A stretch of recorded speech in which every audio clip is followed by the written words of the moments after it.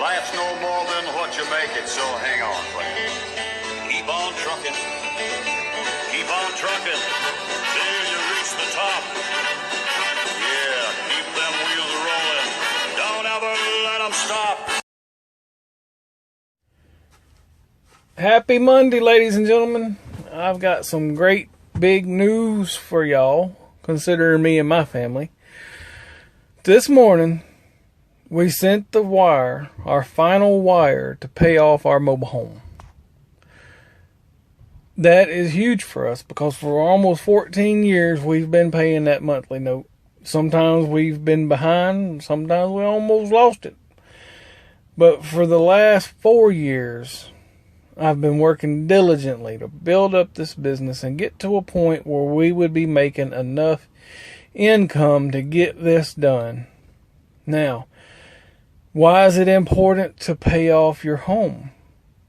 It is important because, say the economy crashes next week, I couldn't make any money. Well, if that was to happen, our home is paid for. As long as we can scrounge up enough to pay for our taxes for the home, nobody's going to come and toss us out on our ear. So, that, like I say, was one of our big goals back 4 years ago when I started business with Schneider as an owner-operator. I didn't have anything. We were in a 9-line bind. I've explained that to y'all a few times. I feel like a broken record, but you have to assume when you make YouTube videos that there's going to be people that watch that don't know the backstory. So, that's the backstory. I was broke, in danger of losing the home, when I was finally able to get into the owner-operator position, which allowed me to catch up and stay on time until this point where I have enough to pay off our home early. My wife will get her deed on her home, so if something was to happen to me next week or week after, her home will be paid for. She won't have to worry about anybody coming and taking it from her. She won't even have to go be a door greeter or anything unless she needs extra money. She will have a roof over her head. And that's what I try to preach to people. You need to have your home and your land paid for. You need to keep enough set aside to make sure you can pay your taxes. Keep your bills low. If you're in an apartment, if you're in a big house note every month and the economy drops, how are you going to provide for your family? How are you going to provide their roof over their head? Research the Great Depression and all the foreclosures that went down. All the people that lost everything. They had to go and be vagrants. They went from town to town, state to state, trying to find work. A lot of people were sick and starving. The government had to step in a lot to help people. And that is not a position you as a man or a woman want to be in, is traveling the roads trying to find a place to stay dry and eat your food and find work or whatever you need. You need to try to make preparations, because this, I'm going to be the first to admit, I got kind of laxed over the last year. I did not focus on paying off my bills, paying them down as much as I should have. I actually created a few more. And over the last 2 months, I have really buckled down and have been focusing on things that I can pay off, bills that I can combine, or anything I can do to cut down the amount that I have to pay each month. Because as a business owner, you need to be able to look at that amount and lower it, find ways to lower it. Because when you start making money and when you start your business, there's going to be everybody in the woodworks is going to come out and try to sell you something. You're going to see things, and it is hard to not spend money. When you start building up that fund, you see it in there. You'll find your place on the marketplace. On Facebook, you'll find yourself looking in the want ads. You'll just be looking for no reason, looking for things that you may want to purchase. Don't do it. Don't buy anything or do anything with that money until your business is 100% secure. And you're not 100% secure until your stuff is paid off and you are building up money each week in large sums.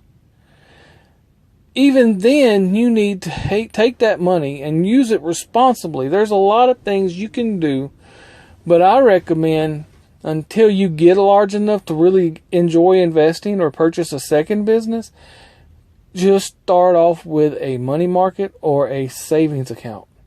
Something simple.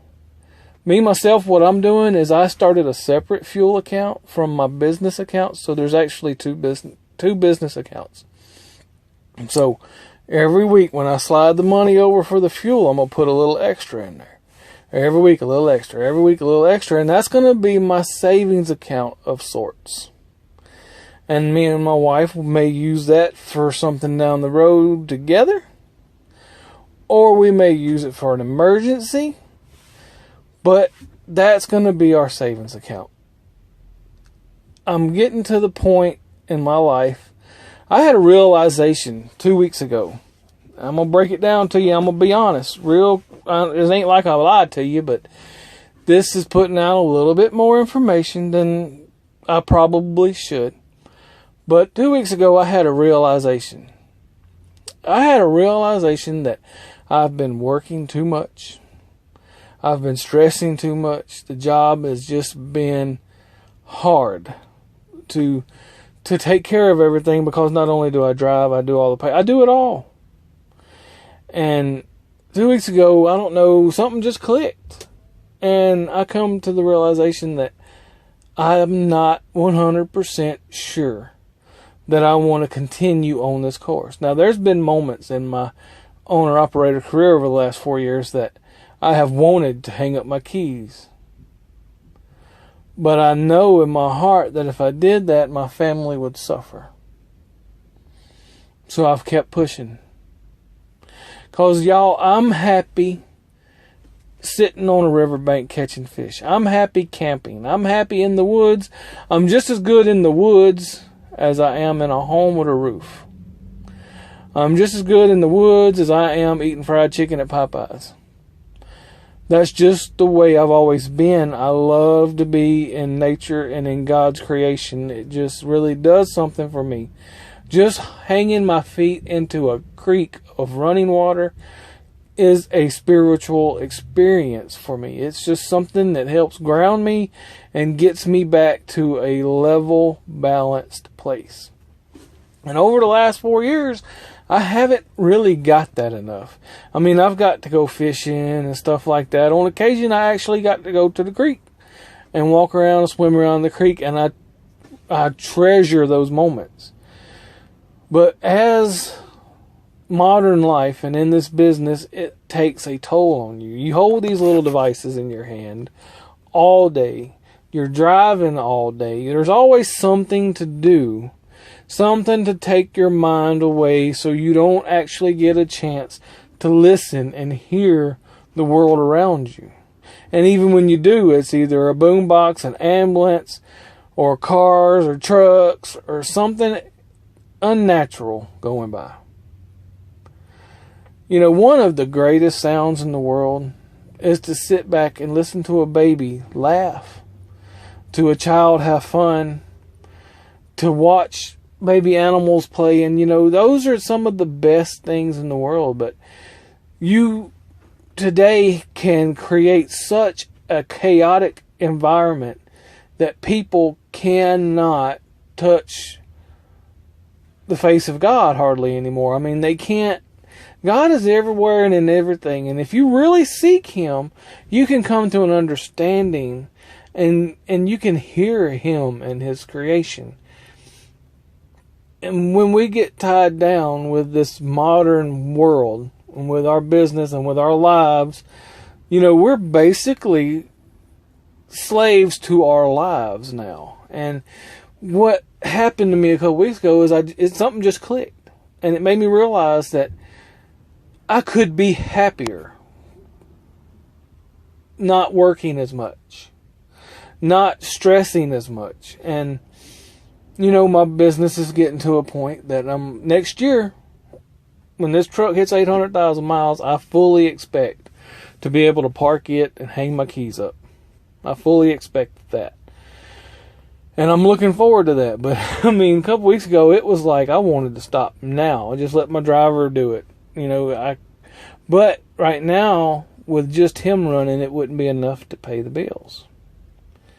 So, over the last 2 months, we've been, because of the coronavirus and now the riots and now the storm is just a wake-up call, we are in the process of paying off bills, consolidating. Like, we had 3 credit cards that actually 4 credit cards that we were using.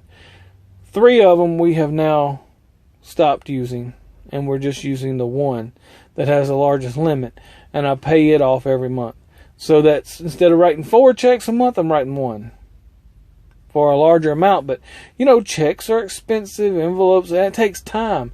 Last month I had to go through my paperwork situation and had to go in there and figure out a way to speed up my process because I was being too detailed with it. Because when you're doing one truck, you can be extremely detailed, and it can take a little longer, and it was just taking me too long. So I had to go in and I had to streamline things to where I could do it a lot quicker and save time, because time is money.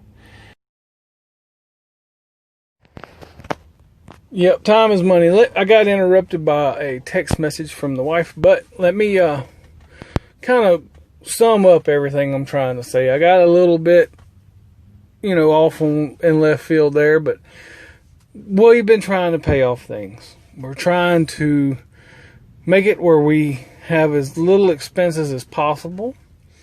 So without the house note and that house insurance, yes, I'm not going to have house insurance. I kind of got to explain that a little bit better, to the family, but would do better if you pay less insurance a month, and you take that money that you would normally be paying for insurance and put it into a savings account, because if you never have to use that insurance, you just wasted that money. But if you do have that money put to the side that you would have had to have for insurance, you could use that to find you a new place or down payments or whatever. Insurance is a topic for a whole entirely different video, but it is a major expense that Americans have today. In my eyes, it's one that we should limit as much as possible.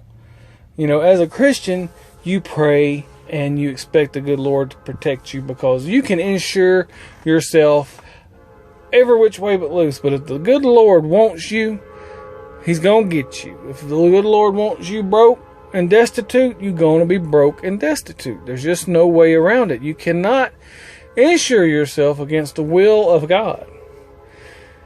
That is my opinion. As a Christian and as a believer in the good Lord Almighty, that's the way I believe. He is our protector. He is our provider. But He will only help those that are willing to help themselves. If you are crippled up and you have the will to help yourself, but you just can't do it, the Lord will help you. If you are perfectly healthy and you have no will to do anything but sit at home and play video games, the Lord is going to not protect you as much. He's not going to help you as much. That's just my opinion. Sorry, that was a phone call from our driver. He was just checking in with me because Max got a new set of tires this morning. A little bit more expensive than I wanted to spend, but we had to go with a convenience issue today. We had to put new rubber on Max and take them caps off. I had to replace one of the tires on my 01 trailer because it had a chunk missing out of it. And I got 5 spares now because, they're not tires that you can't use. They're just tires that I don't want to use because I don't want us being stuck beside the road with blowouts. Anyway, that's all for today. God bless, and I'll catch you on the next ride, good people.